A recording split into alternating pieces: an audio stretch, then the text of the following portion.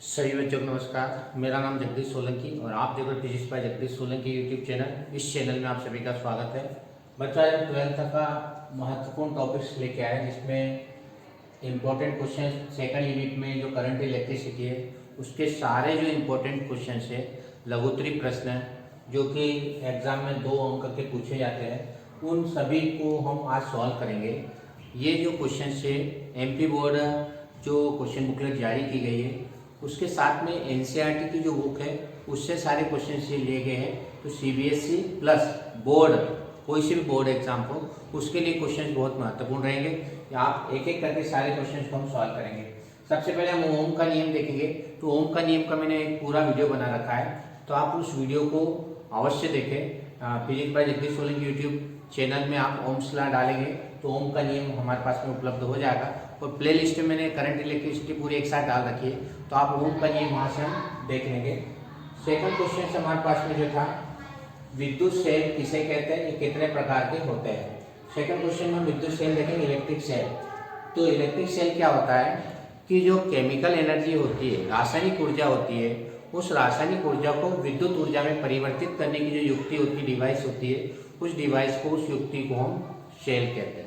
Cell किसको कहेंगे कि वह युक्ति जो रासायनिक ऊर्जा को विद्युत ऊर्जा में परिवर्तित करती है, उस युक्ति को, उस डिवाइस को हम सेल कहते हैं। तो सेल की डेफिनेशन समझ में आ गई। सेल किसको कहेंगे कि जो केमिकल एनर्जी को इलेक्ट्रिकल एनर्जी में कन्वर्ट करती है, उस एनर्जी, उसको हम बोलते हैं सेल कहते हैं। अब ये सेल हमारे पास में 2 प्रकार के होते हैं, एक होता है प्राथमिक सेल और एक होता है सेकेंडरी सेल। इन दोनों में क्या डिफरेंस होता है हम डिफरेंस देखेंगे। तो जो प्राथमिक सेल आपने देखा होगा कि जो हमारे पास में जो कैलकुलेटर में या हमारे पास में घड़ी में जिसका उपयोग होता है वो सेल होता है, वो प्राइमरी सेल होता है। और एक बड़ी बैटरी है जो इन्वर्टर होता है, ये हमारे पास द्वितीयक सेल होता है। इन दोनों में क्या डिफरेंस होता है हम देखेंगे। तो सबसे पहले हम इसमें लिख रखा है कि इसमें होने वाली रासायनिक क्रिया अनुत्कर्णीय होती है। इसमें जो रिएक्शंस होती है वो इरिवर्सिबल होती है, अनुत्कर्णीय रासायनिक क्रिया होती है। तो पहली बात ध्यान रखना कि इसमें जो केमिकल रिएक्शंस होती है वो इरिवर्सिबल होती है। इरिवर्सिबल का मतलब ये होता है कि इसमें जो पदार्थ भरा जाता है वो पदार्थ एक बार यदि खराब हो जाता है तो उस खराब पदार्थ से वापस पुराना वाला पदार्थ नहीं बनता है। तो वो क्रिया क्या कहलाती है, अनुत्कर्णीय कहलाती है। मतलब एक बार यदि इसका उपयोग कर लिया और खराब हो गया पदार्थ तो दोबारा इसका उपयोग नहीं कर सकते, उसको फेंकना पड़ेगा। तो इस प्रकार की जो रासायनिक क्रिया होती है उसको बोलते हैं इरिवर्सिबल। तो इसमें जो रासायनिक क्रिया होती है वो अनुत्कर्णीय होती है और इसमें जो रासायनिक क्रिया होती है वो उत्क्रमणीय होती है, रिवर्सिबल प्रोसेस होती है इसमें रिएक्शंस। यानी कहने का मतलब इसमें जो पदार्थ भरा जाता है उस पदार्थ से दूसरा पदार्थ बन जाता है और वापस दूसरे पदार्थ से वापस जो पहला पदार्थ था वो वापस बदल जाता है, यानी बन जाता है। तो ऐसे रिएक्शंस को हम उत्क्रमणीय कहते हैं। यानी जो रिएक्शन, जो क्रिया दोनों दिशाओं में संपन्न होती है उस क्रिया को हम उत्क्रमणीय कहेंगे। और जो केवल एक ही दिशा में संपन्न होती है उस क्रिया को हम अनुत्क्रमणीय या इरिवर्सिबल क्रिया कहते हैं। तो पहला पॉइंट हमने लिखा कि इसमें केवल अनुत्क्रमणीय अभिक्रिया होती है, इसमें उत्क्रमणीय अभिक्रिया होती है। दूसरा हम इसमें देखेंगे कि इसे पुनः आवेशित नहीं किया जा सकता है, फिर से इसको हम चार्जिंग नहीं कर सकते हैं और इसको हम चार्जिंग कर सकते हैं, पुनः आवेशित कर सकते हैं। ध्यान रखें। तो जो हमारे पास जो बैटरी में या हमारे पास में घड़ी में जो सेल होता है उसको हम दोबारा चार्ज नहीं कर सकते, पुनः आवेशित नहीं कर सकते और इसको हम चार्ज कर सकते हैं। तो सेकंड आंसर हमारे पास, सेकंड पॉइंट ये हो जाएगा। थर्ड पॉइंट हमारे पास में क्या है, ये आकार में छोटा दिख रहा है, ये छोटा होता है आकार में और हल्का होने से परिवहन में एक स्थान से दूसरे स्थान इसको हम आसानी से ले जा सकते हैं। ये आकार में बड़ा होता है इसलिए इसको परिवहन में, और भारी भी होता है इसलिए एक स्थान से दूसरे स्थान ले जाने में असुविधाजनक होता है। साथ में इससे कम धारा प्राप्त होती है, इससे अधिक धारा प्राप्त होती है। तो इस प्रकार से दोनों हम डिफरेंस लिख सकते हैं। साथ में ये जो प्राइमरी सेल होता है ये चीप होता है, मतलब सस्ता होता है, और ये जो होता है इसकी जो कास्ट होती है हाई होती है, ये इसकी कास्ट महंगी होती है। तो ये हल्का, ये हमने पढ़ लिया कि छोटा और लाइटर हल्का होता है, ये साइज में क्या होता है बड़ा होता है और हेवियर होता है। ये सारे डिफरेंस हमने देख लिए। इसका इंटरनल रेजिस्टेंस जो होता है हाई होता है, इसलिए कम करंट फ्लो होता है, रेजिस्टेंस अधिक होता है इसका इंटरनल, इसलिए इससे कम करंट फ्लो होता है। तो इंटरनल रेजिस्टेंस इज हाई और इसका इंटरनल रेजिस्टेंस लो होता है, इसलिए इससे ज़्यादा करंट फ्लो होता है। तो इस प्रकार से दोनों में हम डिफरेंस लिख सकते हैं। पहला अंतर हमने लिखा कि इसमें रासायनिक क्रिया अनुत्कर्णी इरिवर्सिबल, इसमें रिवर्सिबल। दूसरा हमने लिखा कि इससे कम धारा प्राप्त होती है, इससे अधिक धारा प्राप्त होती है। इसमें इसको पुनः चार्ज नहीं किया जा सकता, इसको पुनः चार्ज कर सकते हैं। ये आकार में छोटा और हल्का होता है, ये आकार में बड़ा और भारी होता है, ये सस्ता होता है, ये महंगा होता है। तो इस तरह से दोनों बीच हम डिफरेंस लिख सकते हैं। तो समझ में आया होगा कि प्राथमिक सेल और द्वितीयक सेल में क्या अंतर होता है। कभी ये पूछा जाता है कि द्वितीयक सेल प्राथमिक सेल से श्रेष्ठ क्यों होता है, तो उसका कारण ये लिखना है कि ये द्वितीयक सेल जो होता है इसमें होने वाली रासायनिक क्रिया अनुत्कर्णी होती है, इसलिए इसका हम बार बार उपयोग कर सकते हैं। दूसरा, इससे अधिक धारा प्राप्त होती है। क्या लिखना है, इसमें होने वाली रासायनिक क्रिया अनुत्कर्णी होती है, जिसका हम बार बार उपयोग कर सकते हैं। दूसरा, इसमें अधिक धारा प्राप्त होती है। तीसरा जो हम लिखेंगे इसमें कि इसको हम पुनः आवेशित कर सकते हैं, इसको नहीं कर सकते, इसलिए द्वितीयक सेल जो होता है वो प्राथमिक सेल से हम श्रेष्ठ मानते हैं। द्वितीयक सेल को हम प्राथमिक सेल से श्रेष्ठ मानते हैं। क्यों? क्योंकि उससे ज्यादा धारा प्राप्त होती है, अधिक धारा प्राप्त होती है। दूसरा, उसको हम पुनः आवेशित कर सकते हैं। तीसरा, उसमें होने वाली रासायनिक क्रिया उत्क्रमणी होती है, रिवर्सिबल होती है, दोनों डायरेक्शन में होती है, पदार्थ खराब नहीं होता है, इसलिए द्वितीयक सेल जो होता है प्राथमिक सेल से श्रेष्ठ माना जाता है। सेकंड हमारे पास में ohmic and non ohmic resistance, ohmic प्रतिरोध और अनोमिक प्रतिरोध।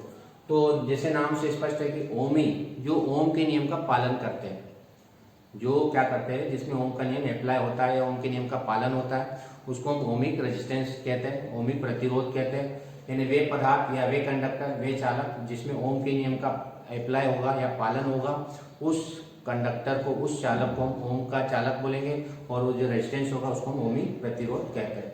अब पता कैसे लगाएंगे कि ओम के नियम का पालन हो रहा है कि नहीं हो रहा, तो हम वोल्टेज और धारा के बीच में ग्राफ खींचते हैं। तो यदि ग्राफ सीधी सरल रेखा मिलता है तो ओम के नियम का पालन होता है, और ग्राफ मान लो इस तरह से टेढ़ा हो जाता है तो ओम के नियम का पालन नहीं होगा। तो ओमिक प्रतिरोध किसको कहेंगे कि वे प्रतिरोध जो ओम के नियम का पालन करते हैं, और वे प्रतिरोध जो ओम के नियम का पालन नहीं करते हैं अनओमिक प्रतिरोध कहलाते हैं। तो पालन पता कैसे लगाएंगे, तो वोल्टेज और करंट के बीच में हम ग्राफ खींचेंगे। यदि ग्राफ सीधी सरल रेखा आती है तो इसका मतलब डायरेक्टली प्रोपोर्शनल होगा, डायरेक्टली प्रोपोर्शनल का मतलब सीधी सरल रेखा होगी, और सीधी सरल रेखा हो रही है इसका मतलब ये ओम के नियम का पालन करता है, और ये ओम के नियम का पालन नहीं करता है, क्योंकि ये ग्राफ कैसा हो रहा है, यहाँ से ऊपर चला गया, मुड़ गया। यदि ओम का नियम का पालन करता है तो सीधा जाता है ग्राफ, तो ये ओम के नियम का पालन नहीं करता है। तो कुछ यहाँ पर हमारे पास में अनोमिक प्रतिरोध के उदाहरण दे रखे, डायोड है, ट्रांजिस्टर है, विद्युत अपघटनीय द्रव है, थर्मिस्टर है, फिलामेंट्स लैंप होते हैं। लैंप में क्या होता है, गर्म होने के बाद में ओम के नियम का पालन नहीं करता, क्योंकि टेम्परेचर बढ़ जाता है तो रेजिस्टेंस भी बढ़ जाता है, इसलिए ओम के नियम का ग्राफ जो होता है वो सीधी सरल रेखा नहीं आता है। ये डिस्चार्ज ट्यूब का ग्राफ है, गैस का, ये थर्मिस्टर का ग्राफ है। तो ये अलग अलग पदार्थ के जो ग्राफ है यहाँ पे अपने बना रखे। तो ओम के नियम का कौन कौन पालन करेंगे, तो सबसे पहले डायोड, कोई सा भी डायोड, पीएन संधि डायोड। दूसरा ट्रांजिस्टर, विद्युत अपघटनीय द्रव, ये ओम के नियम का पालन नहीं करते हैं। और ओम का नियम का पालन कौन करेंगे, धातु चालक, जैसे चांदी है, सोना है, तांबा है, जितनी भी धातु होंगी मेटल, वो सब ओम के नियम का पालन करते हैं। और जो विद्युत अपघट्य होगा या डायोड होगा या ट्रांजिस्टर होगा या पीएन संधि होगी, वो ओम के नियम का पालन नहीं करते, इनके ग्राफ सीधी सरल रेखा नहीं आते हैं, इसलिए ओम के नियम का पालन नहीं करेंगे। नेक्स्ट हमारे पास में विभवमापी और वोल्टमीटर में अंतर। तो ये अंतर अपने को बहुत इंपॉर्टेंट क्वेश्चन है, या ये पूछ सकते हैं कि विभवमापी वोल्टमीटर से श्रेष्ठ होता है, क्यों, तो उसका कारण भी अपन यहाँ ही देखेंगे।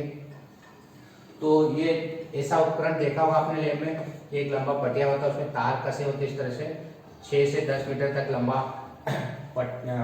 तार कसे होते इस तरह से मुड़े हुए रहते पैरेलल। और ये ऐसा उपकरण भी देखा होगा जिसको वोल्टमीटर कहते हैं, और ये हमारे पास विभवमापी या पोटेंशियोमीटर होता है। अब इसमें और इसमें क्या डिफरेंस होगा, तो पहला डिफरेंस लिखा कि ये किसी विद्युत परिपथ में ईएमएफ को मापते हैं, इलेक्ट्रोमोटिव फोर्स, विद्युत वाहक बल इसके द्वारा नापा जाता है, विद्युत वाहक बल, इलेक्ट्रोमोटिव फोर्स नापते हैं। पहली बात, इसमें दो पॉइंट के बीच में, दो टर्मिनल के बीच में, किसी भी परिपथ में किन्हीं दो बिंदुओं के बीच का विभवांतर नापते, वोल्टेज नापते, विभवांतर पोटेंशियल नापते। तो परिपथ के किन्हीं दो बिंदुओं के बीच विभवांतर नापने के लिए हम वोल्टमीटर का उपयोग करते हैं और इससे हम ईएमएफ मेजर करते हैं, ईएमएफ मेजर करेंगे। दूसरा, ये एक्यूरेट मापन करती है और ये अप्रोक्सीमेट मापन करता है। देखो विभव मापी के द्वारा जो वोल्टेज नापा जाता है या ईएमएफ नापा जाता है वो बिल्कुल एक्यूरेट होता है। क्यों? क्योंकि शून्य विक्षेप विधि पर आधारित होता है और उस समय इसमें से कोई धारा प्रवाहित नहीं होती है। इसमें क्या होता है, जब अपन वोल्टेज नापते तो इसका जो पॉइंटर होता है, संकेतक यहाँ लगा होता है, जैसे लाल कलर का दिख रहा है, ये थोड़ा आगे खिसकता है। आगे खिसकता मतलब कुछ वोल्टेज ये काटते हैं, ये पॉइंटर है संकेतक, ये भी अपने में लेता है, तो वोल्टेज कुछ कम नापता, मेजर करता है। कुछ वोल्टेज कांटे को खिसकाने में भी लगेगा अपने को, ये पॉइंटर को खिसकाने में भी लगेगा, तो यानी इसके द्वारा जो नापा गया वोल्टेज होता है वो कुछ कम होता है और इसके द्वारा नापा गया वोल्टेज होता है बिल्कुल एक्यूरेट होता है। तो पहला डिफरेंस हमने क्या लिखा था कि इसके द्वारा ईएमएफ नापा जाता है, इसके द्वारा पोटेंशियल डिफरेंस नापा जाता है, किन्हीं दो बिंदु के बीच में विभव में अंतर नापा जाता है। इस दूसरा हमने लिखा कि इसके द्वारा जो नापा गया विभवांतर होता है या ईएमएफ होता है वो बिल्कुल शुद्ध होता है, एक्यूरेट होता है। इसके द्वारा नापा गया वोल्टेज होता है वो बिल्कुल एक्यूरेट नहीं होता है। तीसरा हमने लिखा कि सेंसिटिविटी हाई होती है, ये ज्यादा सेंसिटिव होता है क्योंकि पूरा नापता है, एक्यूरेट नापता है। थोड़ा भी यदि वोल्टेज आएगा तो उसको पूरा मेजर करेगा, ये थोड़ा बहुत वोल्टेज आएगा तो इसका काटा ही डिफ्लेक्ट नहीं होगा, तो यानी ये सेंसिटिव कम होता है। तो ये अधिक सेंसिटिव मतलब सुग्राही, जिसको हम बोलते हैं हिंदी में बोलते हैं सुग्राही, अधिक सुग्राही होता है। ये कम सुग्राही होता है, कम सुग्राही। सेंसिटिव का मतलब पूरा नापना, थोड़ा सा भी अगर नापेगा, ये थोड़ा सा अगर पूरी तरह से नाप नहीं पाता, इसलिए कम सेंसिटिव कहा गया इसको। फिर हमने लिखा कि इसकी रेजिस्टेंस इंफिनिटी होती है क्योंकि करंट फ्लो नहीं होता, तो विभव मापी में से संतुलन की स्थिति में कोई धारा प्रवाहित नहीं होती है, इसलिए इसका रेजिस्टेंस को हम कितना मानते हैं, इंफिनिटी। और इसका भी रेजिस्टेंस हाई होता है लेकिन इंफिनिटी नहीं होता, उच्च होता है लेकिन अनंत नहीं होता, हाई होता पर बट इंफिनिटी नहीं होगा, ध्यान रखना। फिर हमने लिखा कि ये नल रिफ्लेक्शन ये शून्य विक्षेप विधि पर आधारित होता है, शून्य विक्षेप विधि, और ये विक्षेप विधि पर, डिफ्लेक्शन मेथड पर, विक्षेप विधि पर आधारित होता है। तो ये शून्य विक्षेप मतलब इसमें जब वोल्टेज नापेंगे तो पॉइंट पहले शून्य पे लाएंगे, उसके बाद हम वोल्टेज को मेजर करते हैं। इसमें शून्य पे नहीं लाते, शून्य पे नहीं रहता, ये विक्षेप करता, डिफ्लेक्ट करता पॉइंटर संकेतक। तो ये दोनों में भी डिफरेंस है। तो पहला डिफरेंस हमने क्या लिखा कि ये ईएमएफ नापता है, ये किन्हीं दो बिंदुओं के बीच पॉइंटर के बीच में पोटेंशियल डिफरेंस नापता है, विद्युत विभव नापता है। दूसरा लिखना कि इसके द्वारा नापा गया विभवांतर वास्तविक विभवांतर के बराबर होता है, इसके द्वारा नापा गया विभवांतर वास्तविक विभवांतर से कुछ कम होता है, मतलब एक्यूरेट नहीं नाप, ये एक्यूरेट नापता है, एक्यूरेट नहीं मेजर करता है। फिर हमने लिखा ये सेंसिटिव होता है, ये कम सेंसिटिव होता है, मतलब इसकी सुग्राह्यता अधिक होती है, इसकी सुग्राह्यता कम होती है। फिर इसका जो रेजिस्टेंस होता है वो इंफिनिटी होता है, इसका रेजिस्टेंस हाई होता है बट नॉट इंफिनिटी, ध्यान रखना। और ये शून्य विक्षेप विधि पर आधारित होता है, ये विक्षेप विधि पर आधारित होता है। तो इस तरह से हम दोनों में डिफरेंस लिख सकते हैं। फिर एक चीज ध्यान रखना, यदि श्रेष्ठता पूछी जाए, एक अंतर ये भी लिख सकते हैं जिसका आकार बड़ा होता है, इसका आकार छोटा होता है, इसको ले जाने में परेशानी होती है, इसको ले जाने में परेशानी नहीं होती है, तो ये डिफरेंस है। अब इसमें प्रश्न पूछा जाता है विभव मापी वोल्टमीटर से श्रेष्ठ होता है, क्यों? ये पॉइंट पूछा जाता है कि विभव मापी potentiometer is superior than voltmeter. तो कौन से पॉइंट लिखना?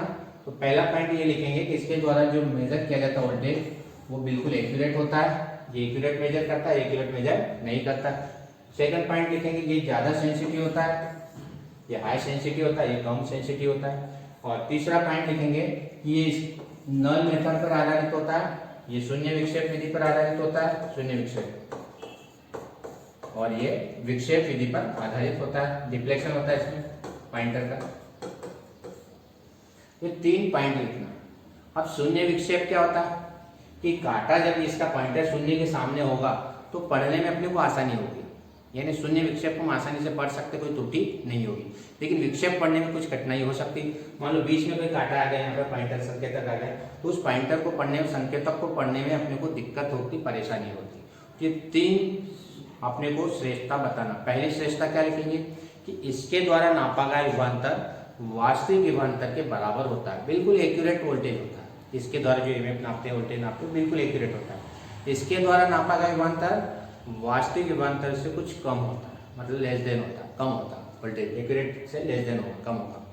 दूसरा हमने लिखा कि ये हाई सेंसिटिव होता है, ये लो सेंसिटिव होता है। तीसरा ये नल मेथड पर आधारित होता है, शून्य विक्षेप विधि पर आधारित होता है, और ये डिप्लेशन मेथड पर आधारित होता है। तो शून्य विक्षेप को नल मेथड में जो डिप्लेशन होगा उसको अपने को रीडिंग करने में, उसको पढ़ने में कोई गलती नहीं होगी, कोई एरर नहीं होती है, और इसको पढ़ने में एरर हो सकती है। इसलिए ये वाला जो होता है विभवमापी जो होता है वो वोल्टमीटर से श्रेष्ठ माना जाता है। नेक्स्ट हमारे पास जब किसी मोटर कार को स्टार्ट करते हैं, आपने देखा हो जब भी किसी मोटरसाइकिल या मोटर कार को स्टार्ट करते हैं तो शुरू में हेडलाइट क्या होती है, डिम हो जाती है। उसका कारण क्या होता है, एक फार्मूला हमने पढ़ा था, V माइनस आया, V बराबर E माइनस आया। वोल्टेज का एक फार्मूला होता है, इंटरनल रेजिस्टेंस करंट और ईएमएफ के बीच में संबंध होता है। तो V E माइनस आया। जब आप गाड़ी को स्टार्ट करते हैं तो ज़्यादा करंट की आवश्यकता होती है। इनिशियली वोल्टेज करंट क्या लगेगा, ज़्यादा लगेगा, क्योंकि उसको कॉइल को घुमाना पड़ता है, रोटर को घुमाना पड़ता है, तो ज़्यादा क्या लगेगा, करंट। जब करंट का मान अधिक हो जाएगा तो ये राशि इसमें से घटेगी, तो वोल्टेज क्या आ जाएगा, कम हो जाएगा, कम हो जाता है। वोल्टेज का मान कम होने के कारण से उसकी लाइट, हेडलाइट होती है डिम हो जाती है, कुछ मंद हो जाती है, डिम हो जाती है। तो वही कारण लिखना कि डिम, क्योंकि गाड़ी स्टार्ट करने पर स्टार्टर गाड़ी की बैटरी से एक उच्च धारा लेता है, क्योंकि जब स्टार्टर स्टार्ट करेंगे तो ज़्यादा करंट फ्लो करना पड़ेगा स्टार्ट करने स्टार्टिंग के लिए, तो ज़्यादा करंट फ्लो होगा, उच्च धारा लेगा, आई का मान ज़्यादा होगा, अतः बैटरी की विभव पतन आयार हो जाएगा, ये वोल्टेज ड्रॉप हो जाएगा, आयार, ये विभव पतन कहलाता है, क्योंकि इसमें से माइनस हो रहा, पतन मतलब कमी हो जाएगी, कितनी, आयार की। तो धारा मान बढ़ रहा, धारा बढ़ेगी तो वोल्टेज क्या आ जाएगा, कम हो जाएगा। तो प्लेटों के बीच जो विभवांतर है वो वोल्टेज काफी गिर जाता है, कम हो जाता है, जिससे कारण हेडलाइट डिम हो जाती है, जो हेडलाइट की लाइट होती है वो कुछ मंद हो जाती है। तो इस प्रकार से पूरे सारे क्वेश्चन को अच्छी तरह से अपने को तैयारी करना। नेक्स्ट वीडियो अगले चैप्टर का आएगा, उसका चैप्टर कंप्लीट हो जाता है। इसका ओम्स लॉ वाला वीडियो आप प्ले लिस्ट में देख सकते हैं। प्ले लिस्ट में मैंने सारे वीडियो सीरियल से डाल रखे physics bye Jagdish Solanki YouTube channel में, तो आप जरूर देखिए उसको, ताकि पूरे सारे क्वेश्चन हमारे पास अच्छी तरह से तैयारी हो जाए।